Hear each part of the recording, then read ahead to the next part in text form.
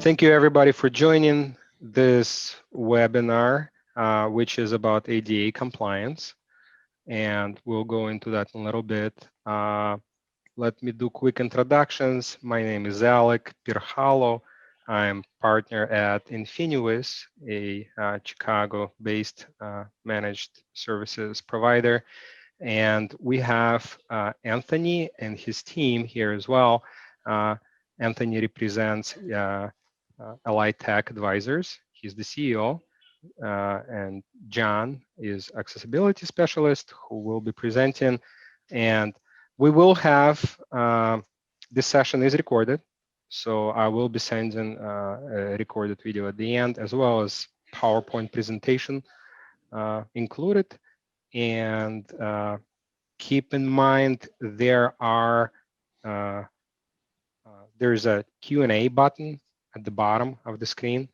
You can always post a question there, and we will answer it at the end of this session after the PowerPoint. And yeah, and just to give you a little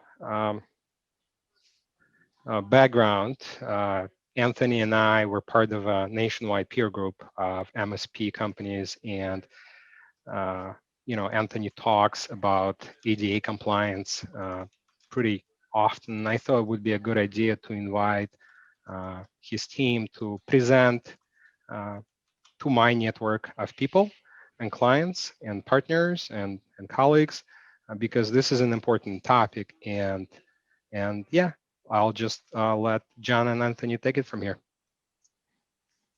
All right, thanks, Alec.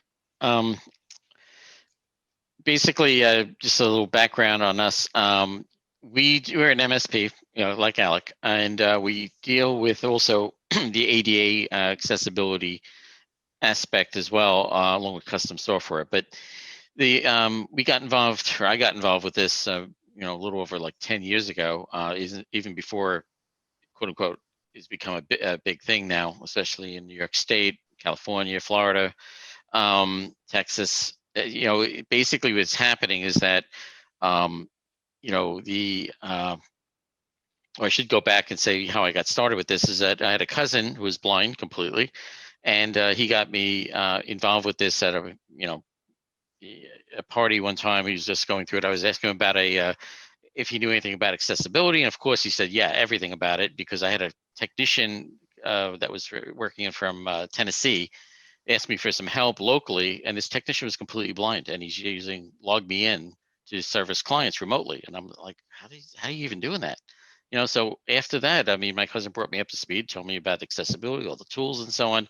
I got hooked. Before you know it, I became one of the first CPAC certified accessibility experts. I was doing this for the reasons of pretty much, letting people know that this is a thing, raising awareness and so on.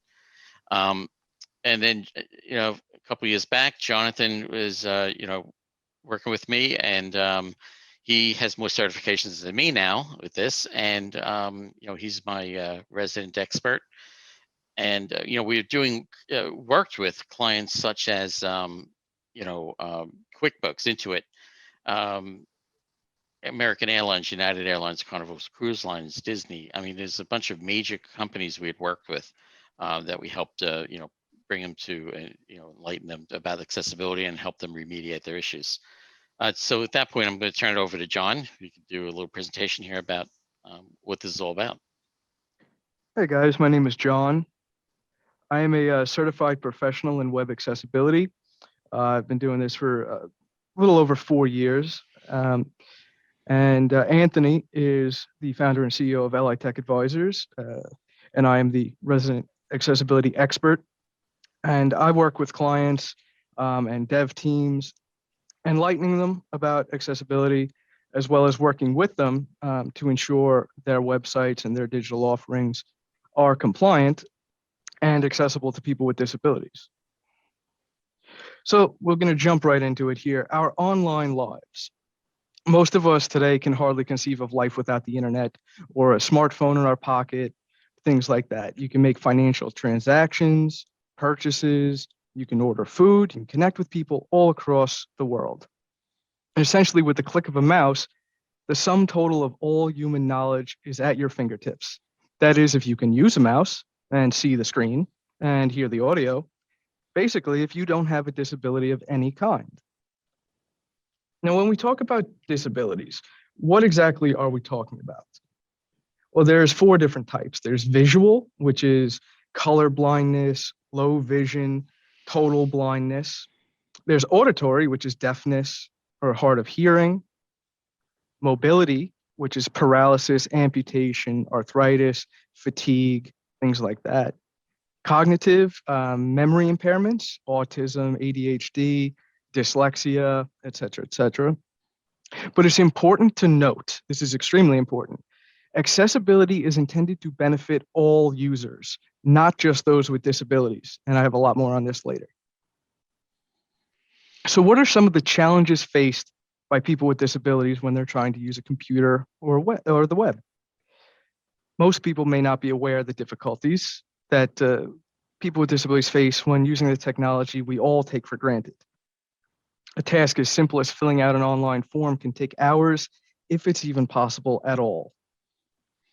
Various assistive technologies, such as screen readers, speech-to-text software, help users with disabilities navigate, operate, interact with websites and apps. But for those assistive technologies to work, the website must be designed with accessibility in mind, which sadly is really not the case that often. So you're business owners. Why should you care about this? There's 3 major reasons why you should care. Number 1 is the civil rights aspect. It's the right thing to do, and it's good public relations. 2, the market reach. This is the financial aspect. So you expand your company's reach and potential profits by accessing the disposable income of people with disabilities, and you'll see later in this presentation, it's a substantial amount.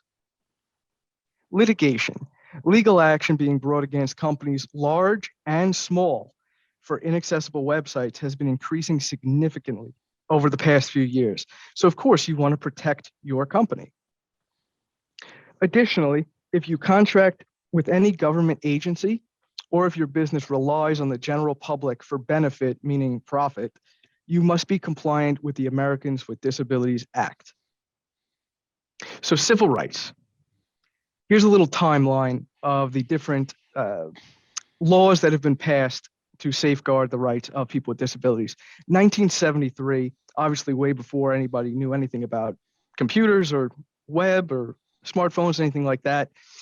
This act was passed, and it prohibits discrimination in employment for persons with disabilities in the federal government, and it also creates services and programs for persons with disabilities. Now, of course, there weren't websites and things like that in 1973, but there was information and communication technologies, phones, things like that.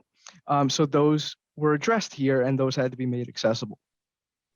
In 1990, we have the Americans with Disabilities Act. This is a federal civil rights law aimed to protect people with disabilities from discrimination in employment and public accommodation, things like that. There were also state level laws such as the New York State Human Rights Law and the New York City Human Rights Law, and those are both state and local level anti-discrimination laws. We have California's Unruh Civil Rights Act, which is a sweeping state level civil rights act, including protections for people based upon disability or medical condition. And that was passed in 1959. You notice that predates the federal civil rights law. So this was very ahead of the curve. And there's other state and local laws that protect against discrimination based upon disability. As far as the states, we listed New York and California. You'll see why later. But wherever you're from, check your state and local laws and see what they say regarding this. So the market reach, and this is a really good reason for making your website accessible. According to the Centers for Disease Control and Prevention, 61 million adults in the US live with a disability.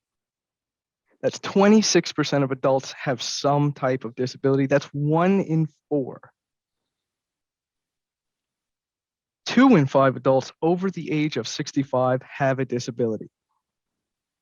And according to the American Institutes for Research, total after-tax disposable and discretionary income for working age persons with disabilities is about $490 billion. That's B as in billion, big boy billions.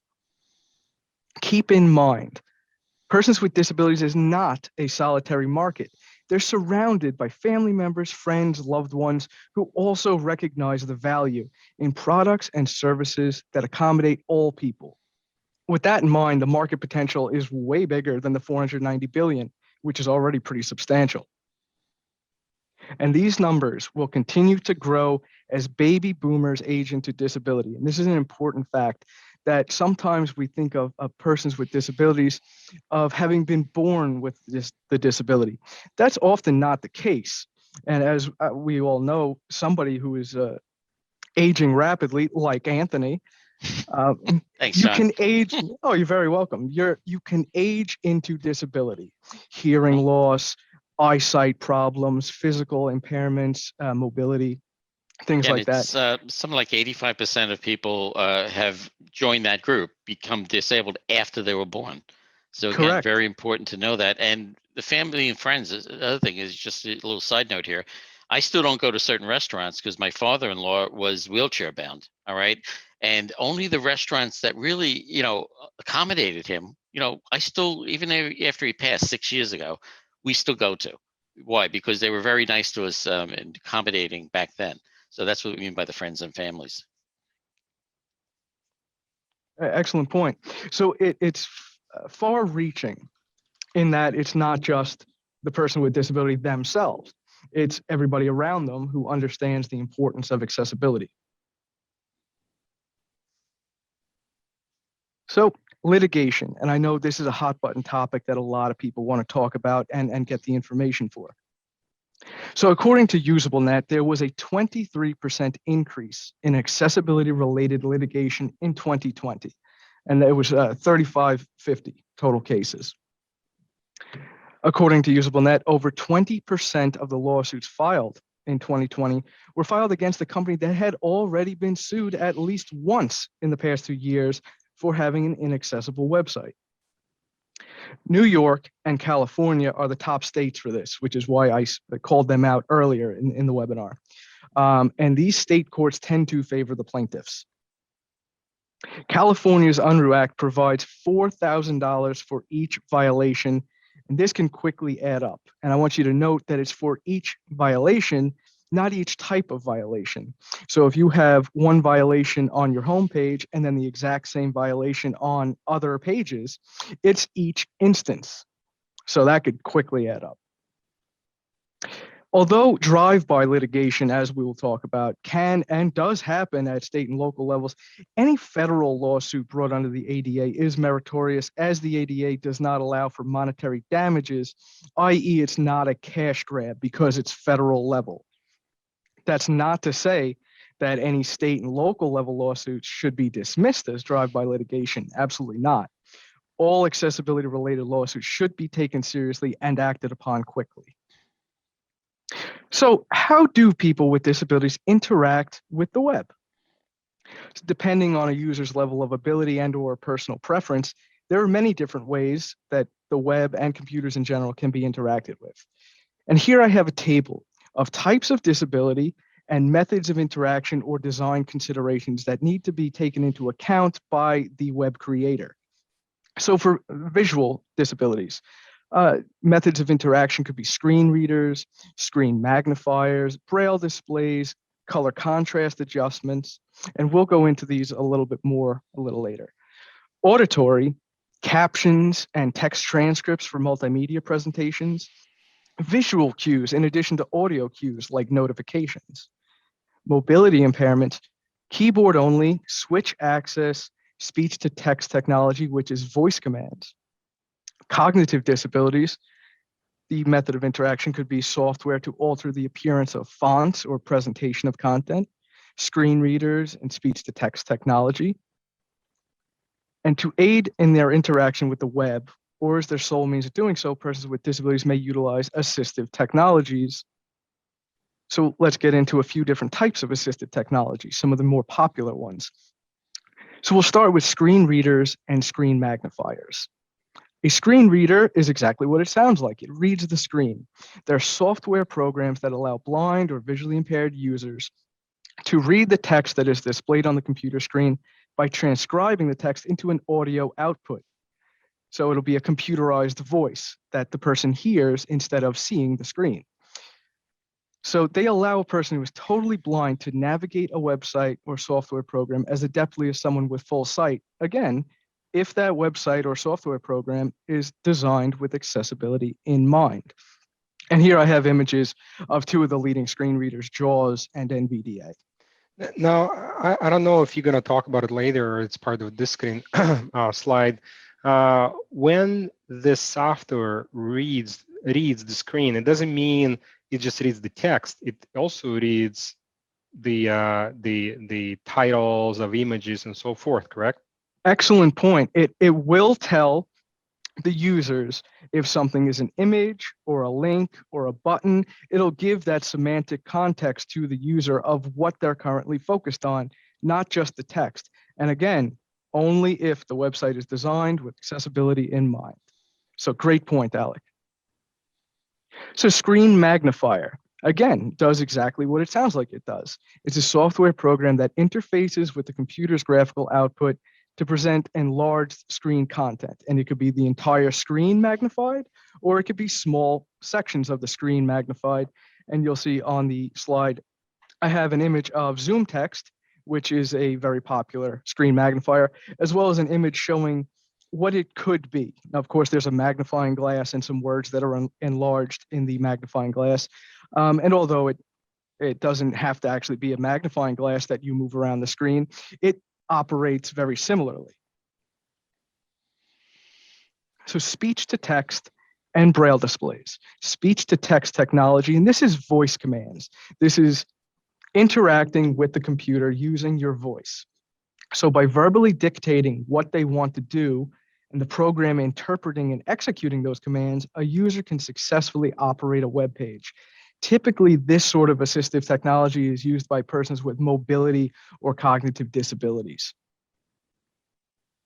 Refreshable Braille display. Now, just as we were talking about screen readers before, this is very similar to a screen reader, but instead of using a computerized voice output that the person would listen to, it instead uses a piece of hardware that connects to the computer, and the Braille pins pop up, and the person can tactilely feel the Braille pins, which is a representation of what is on the page.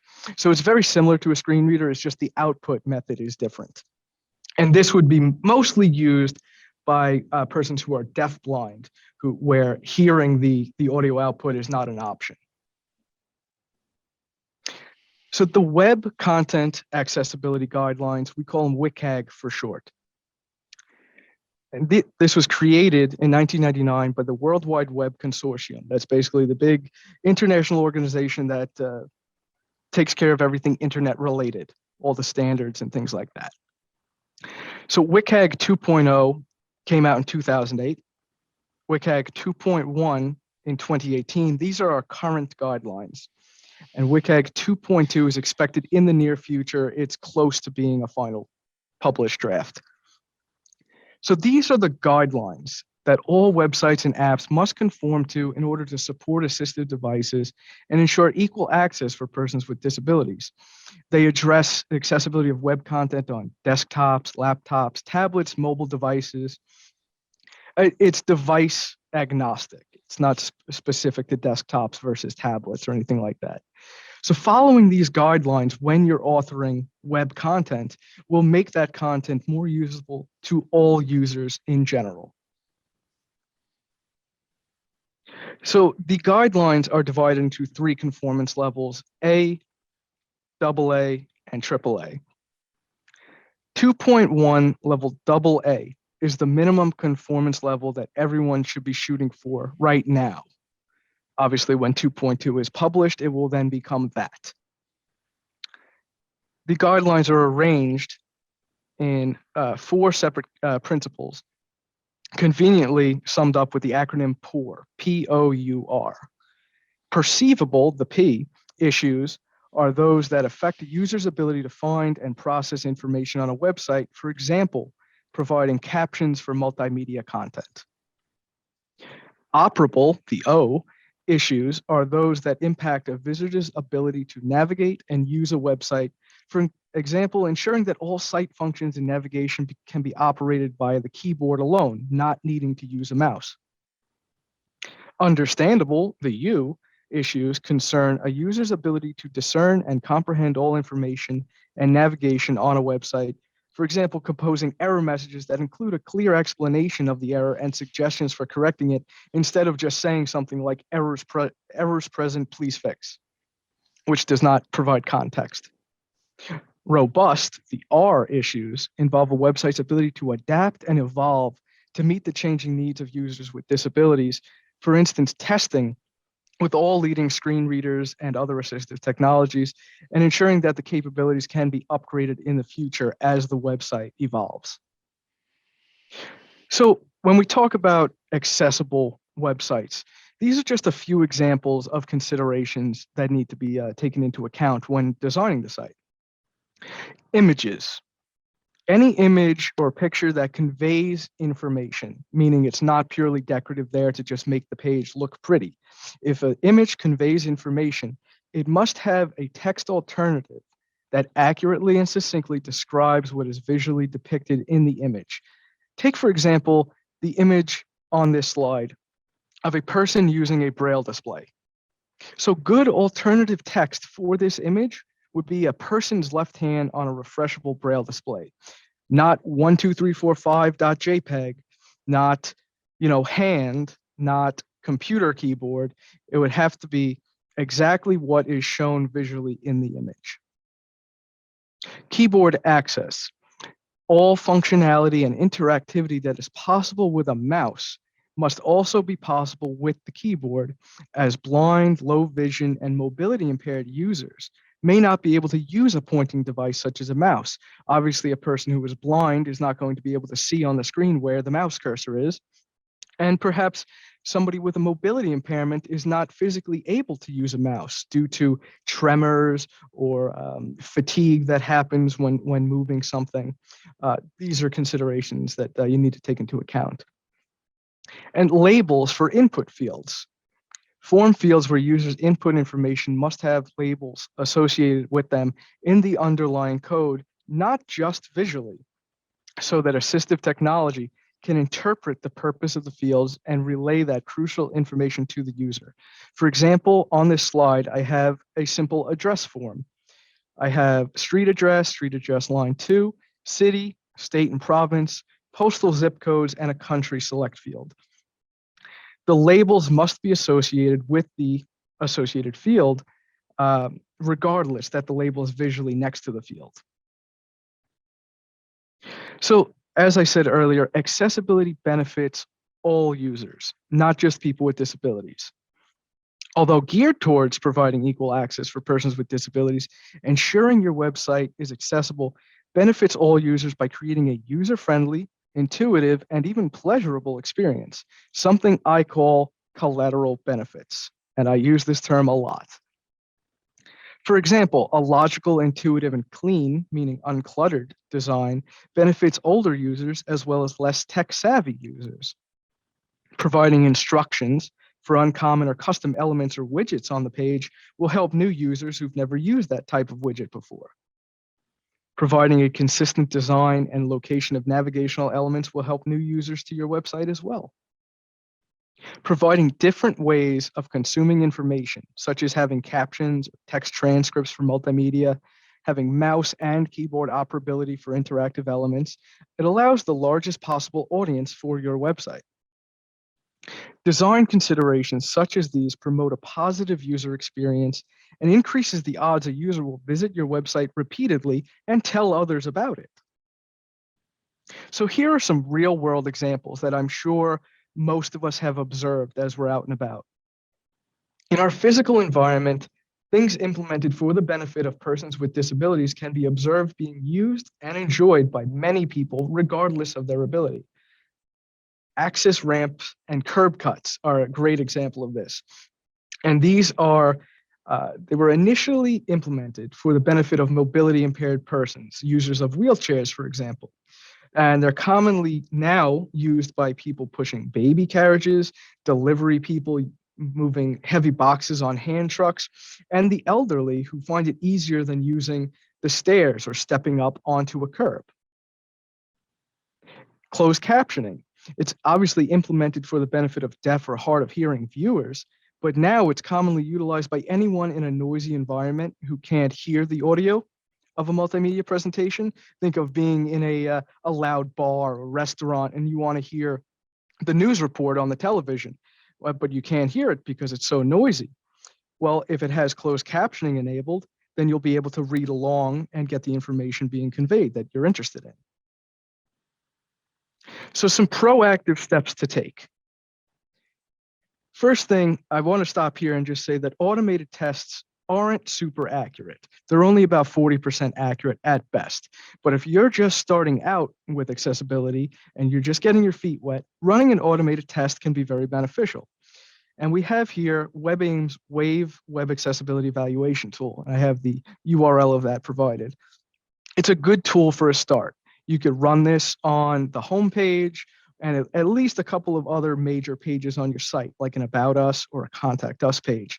And it'll return results and show you what kind of issues exist, if any, on your pages. Like I said, automated tests are only about 40% accurate. Manual tests are always preferred because, again, it's human users using your page, not automated tools. Contact your web developer and ask if they're familiar with accessibility or the Web Content Accessibility Guidelines. And if they have any certified experts on their team, remember that any lawsuits will be directed at the business owner, meaning you, not the website designer. Connect with an organization experienced in accessibility auditing and testing that has certified experts and get them to perform manual tests on your website. Make sure that your website has a public-facing accessibility statement, and we can go into that a little bit later. Have your frontline staff, telephone operators, people fielding emails from the public, fielding inquiries, trained on how to handle inquiries from persons with disabilities or about accessibility in general. Many lawsuits start when these frontline workers frustrate or demean persons with disabilities due to their lack of knowledge of how these people interact with websites. And here's my favorite thing to talk about. Beware of overlays and plugins. I'm sure we've all heard of the various overlays that are out there that claim to make your website 100% accessible. What are they? Third-party plugins or add-ons that claim to make websites accessible by injecting an overlay on top of the website's source code. And why are they popular? They're very prevalent due to these third parties preying upon stakeholders, meaning business owners, who are not knowledgeable about accessibility. The comparatively low cost and ease of installation also makes overlays attractive to business owners and designers. Think of why would a business owner want to pay their development people to learn about accessibility and come up to speed on it and maybe get certifications when they could simply use this one plugin and think all their troubles are over. The false promises of protecting against accessibility-related litigation is also very attractive to business owners, and it is false. Reasons to avoid overlays and plugin solutions. There are inherent accessibility barriers that no automated tool currently on the market, and I think ever, will be able to fix, such as accurate alternative text for images. So if there's an image, maybe an automated tool will be able to say that it's an image of a flower, but it's not going to be able to give you a very accurate description. It's not going to be able to tell you a sunflower versus a rose or things like that. It's not going to be able to fully convey the information in that image. Only a human observing the image and putting in a correct text alternative will be able to do that. Overlays also can't provide captions or text transcripts for multimedia. They incorrectly assume that persons with disabilities don't already have the tools they need to interact with their computer and the websites. Why would a plugin offer screen reader capability to a user who is already using a screen reader? That person's already been interacting with their computer and navigated the web prior to coming to your site, right? They had to have their technology to do that. And the privacy factor. Why would you allow a third-party company to alter your website in any way, shape, or form? Who's to say that these third-party companies aren't gaining access to your company's and your users' sensitive data? And that's more of an opinion of mine, but I include it because it is thought-provoking. And here's a big one: search engine optimization, SEO. And SEO is on the lips of anybody in the web sphere right now. Overlays such as these will only serve to slow down the website. And Google now considers page performance, meaning speed, in their search rankings. So why sacrifice precious search engine page rankings for an add-in feature that doesn't even provide a quality service? It's not going to protect you from litigation, as there have been several lawsuits filed in the past year, specifically calling out the use of an overlay to address accessibility issues as a problem. So what if you get served with a letter or a lawsuit regarding website accessibility? What do you do?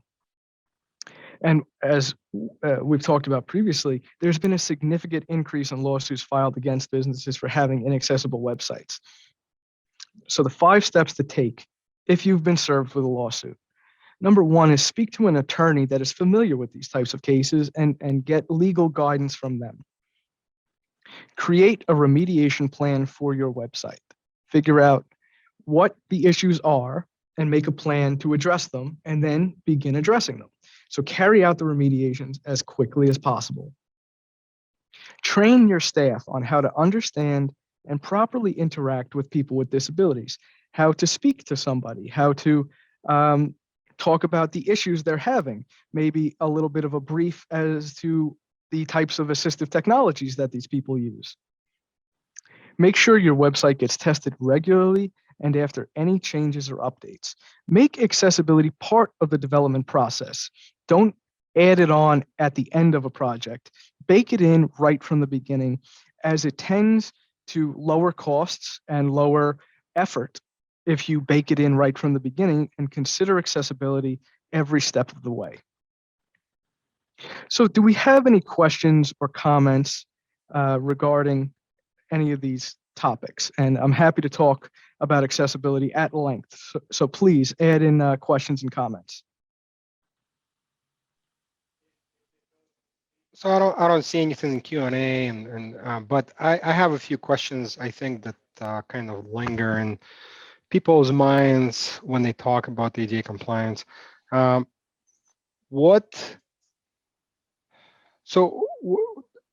it affect us, the small businesses, really? I mean, is it just the medium and large business, or what type of websites, what type of businesses getting sued for this? Excellent question.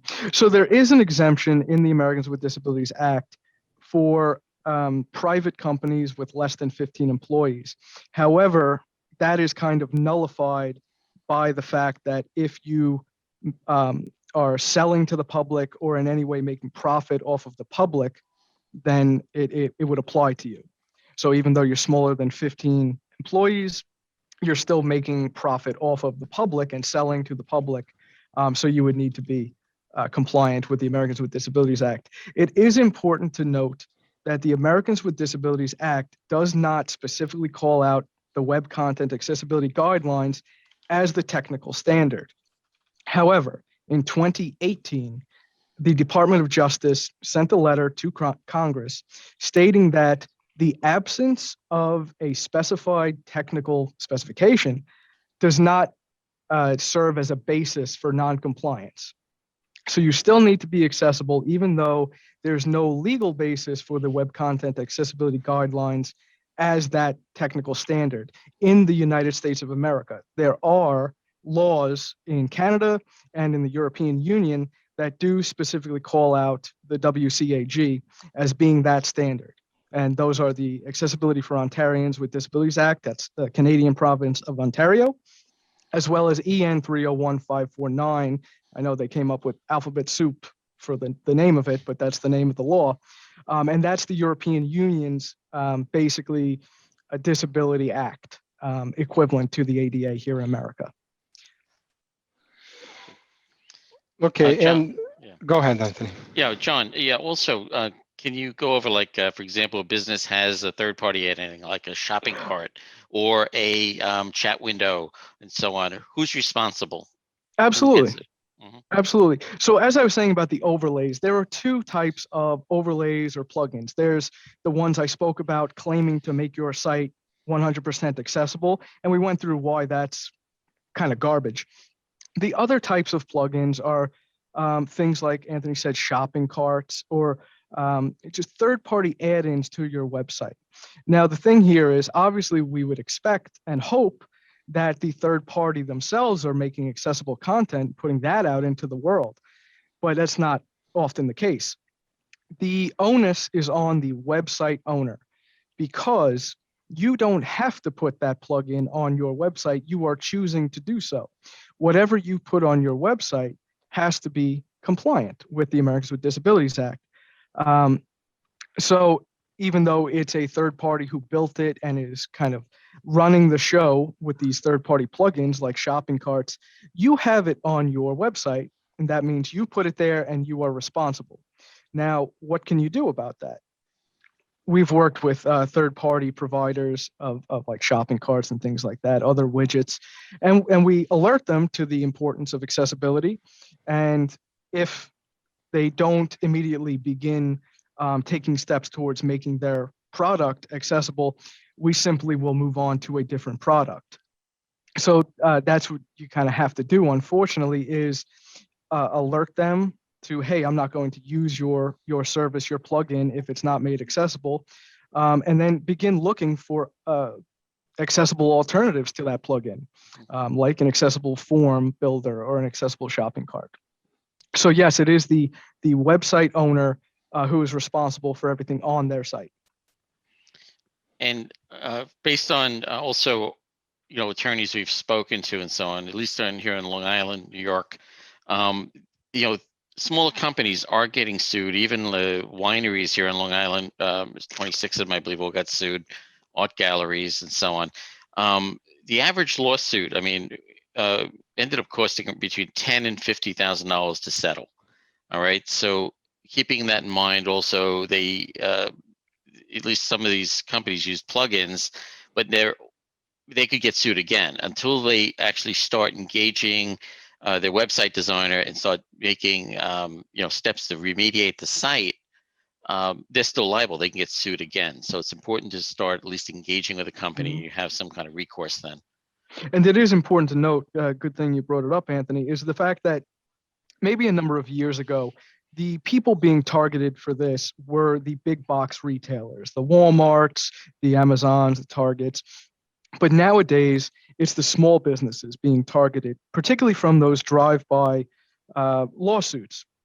And I call them that because what's happening is that law firms will put a person with a disability on payroll, have them check out a few sites, and if there's any issues whatsoever, they'll just serve that business owner a letter. And again, it is important to note something I didn't bring up, which I will going forward, is the fact that just because somebody has a disability, just because somebody uses a screen reader or a screen magnifier, does not qualify them to be considered an expert in the field. So what's happening is that the law firms will employ somebody, regardless of credentials, and just have them check out sites. And hey, if you find any issues, okay, that person gets a letter. It's like Oprah, you get a letter, and you get a letter, and you get a letter. And that's sadly that's what's happening, and it's sort of detracting from the meritorious litigation that's out there. So yeah, it is the smaller companies now, small and medium, being targeted. So really, anybody who has a business, anybody who has a website, app, or things like that, need to be aware of this and work with your web development team, the people who do all your creation of your digital content, and make sure that they're aware. And if they're not, either find a new web developer or tell them they need to get up on this stuff because it is extremely important. And it seems, based upon the trends of the past few years, that the lawsuits, the cases being brought, the number is only going to increase. Yeah. Also, to add on to that too, is that, besides websites and apps, You also should be looking at your social media posts and so on, anything you're putting up in social media, as well as any kind of emails you send out, like mailings and so on, should also be accessible to people with disabilities. Correct. And it's not just the website. It's really any sort of digital offering you have, applications, be it mobile, things like that. Emails, certainly. And it's fairly simple, as a lot of the email providers I know take great pains to ensure that accessible content can be created. Another question I often get is, hey, I'm a little business, I'm the little guy.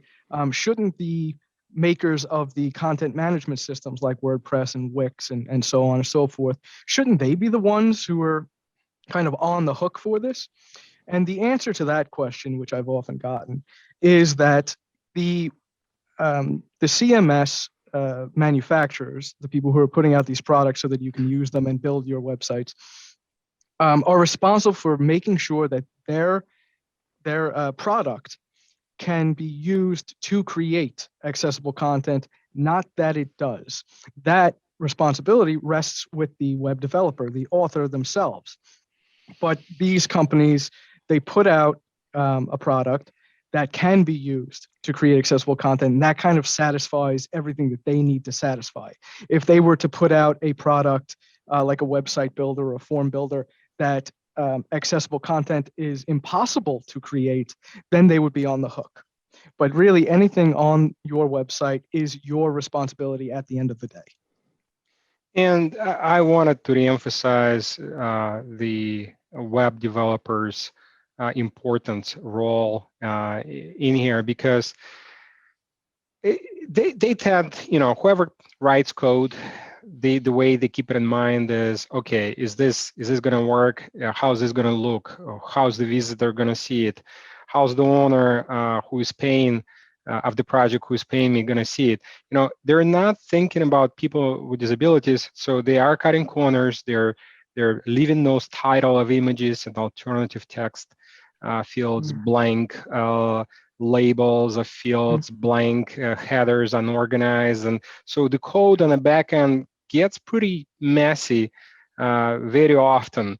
And I'm sure if those developers knew better, knew about ADA compliance, were more educated, they would put more thought into it. So yeah, education. Absolutely, and that's a great point of sometimes the thought that this can be a difficult undertaking. In my experience, when I work with clients, development teams, is that what I tell them to do is, number one, track everything they're doing with regards to accessibility and remediating the website, as it's a good barometer of where you started and where you're at currently. But what I tell the dev teams to do is that once we remediate an issue, say a form with poor labeling, once we fix that issue and it's up to snuff, I tell them, okay, save this code in an accessible code repository on your end so that you can go right back to it. And if you need to create another form, you already have, the meat and potatoes of that form correctly coded. And then you can just change the little bits here and there that you need to. So creating a repository or a archives or a library of accessible code that works on your website that you like, it's very, very helpful, and it cuts down the overhead. You don't have to reinvent the wheel every single time you're trying to do a page, or you're trying to do a footer or things like that. So having that library of code to go back to really cuts down the effort needed to create the accessible code. And then the other portion of it is, when I work with dev teams, I take great pride in transferring my knowledge to the development teams, in that at the beginning, there's going to be a lot of, call it, hand holding between myself and the development teams. And then organically and through structured presentations such as this one, I will train them and give them the knowledge they need, so that down the road, they don't need to come to me and ask, hey, is this good? Is this bad? They'll simply know. So organically, through working with me, they'll pick up the knowledge, as well as having structured training sessions with the dev team, speaking on a technical level. Obviously, this is more of a layman's term sort of presentation here as the basic overview, but I also do offer much more technical webinars to really help the dev team and to kind of talk code with them a little bit. So it's a great thing you brought up there, Alec. Jonathan, did you want to add anything, or we pretty much covered it? I mean, the one thing I always like to hammer home is that accessibility, although geared towards persons with disabilities, is intended to benefit everybody. That just taking this seriously and doing what you can and doing it soon is of paramount importance. Do you have anything to add, Anthony? Yeah, absolutely. Again, there's side benefits of doing this. Again, you could still have a very graphically rich, beautiful website and be completely accessible. The other piece of it too is that keeping in mind when you create an accessible website, Google is blind. Google doesn't see the site. Google reads the site. So from an SEO standpoint, you're really helping your website out from an overall website health and from an SEO standpoint. That's a great point. So I think it's probably a good idea to wrap this up now. We're kind of running a little bit later than we were planning for. But I think we gave a very good idea of what our attendees, what visitors should do, what businesses should do with their businesses, with their websites. Talk to developers, educate yourself, educate them. John provided a tool that you can use to scan your website and then have your developer update it. Or if you feel you're maybe at a higher risk than others, then definitely reach out to Allied Tech advisors directly. You don't need to go through me or anything. These guys have been doing it for many years. They know how to audit it in depth, so they will be able to help with it. So thank you, Allied Tech, for presenting. Thank you, Alec. Thank you, everybody, Alec, for attending. Have a good one. All right, take care. Bye.